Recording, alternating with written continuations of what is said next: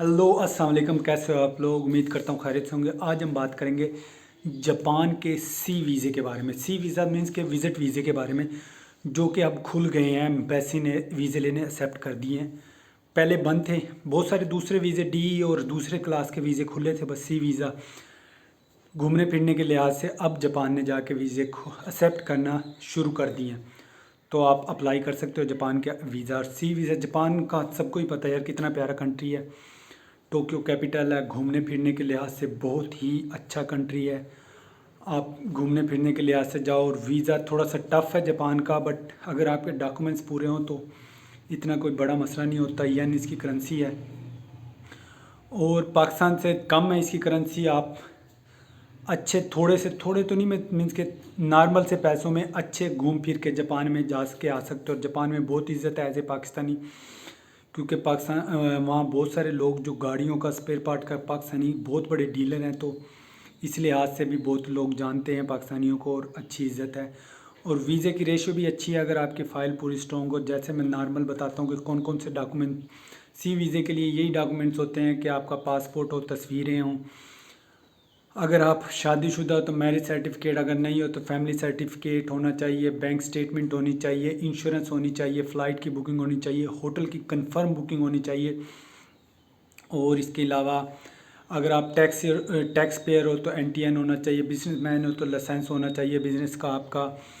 और इसके अलावा ये चीज़ें हैं आपकी नॉर्मल जो हर वीज़े के लिए अप्लाई होती है। ये पूरी फाइल आप मैं होटल की इसलिए कंफर्म कर रहा हूँ कि होटल की कंफर्म होना बहुत ज़रूरी है। उसके साथ इनविटेशन भी होटल वाले दे देते हैं वीज़ा अप्लाई करने का, तो जो वीज़े के चांसेस बहुत ज़्यादा स्ट्रॉन्ग हो जाते हैं। तो ये सारे डॉक्यूमेंट्स लेके आप एम्बेसी में जमा कराते हैं। एम्बेसी आपके देखती है पैसे, और सी क्लास के कोई पैसे नहीं है एम्बेसी में वीज़ा जमा कराने के, जो ये फ्री में आपका हो जाता है।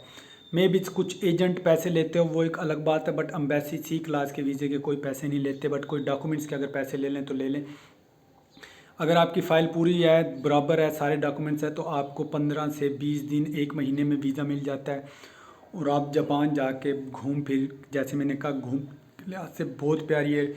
ओल्ड ट्रेडिशन जो जापान का सदियों साल पुराना है, वो सारा देखने वाली है। बिल्डिंगें हैं, समंदर है, खाना है, लोग इतने हैं। और मोस्ट बात के ऑलमोस्ट 60 70 80% लोग इंग्लिश भी समझ लेते हैं। तो वैसे तो उनकी ज़बान जैपनीज़ है, बट इंग्लिश भी ऑलमोस्ट 60 70% लोग जो न्यू जनरेशन है उनकी सब इंग्लिश को समझते हैं और उन सबको समझ आती है। तो लैंग्वेज का इतना मसला नहीं होता घूमने फिरने में।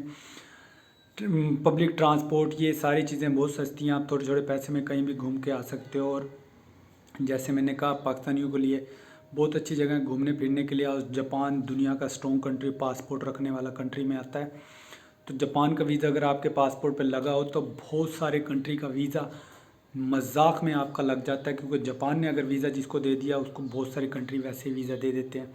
ये सिंपल सी एक थी कि जापान का सी क्लास वीज़ा ओपन हो गया है। होप कि आपको अच्छा लगे तो लाइक करना, सब्सक्राइब करना, दुआ में याद रखना।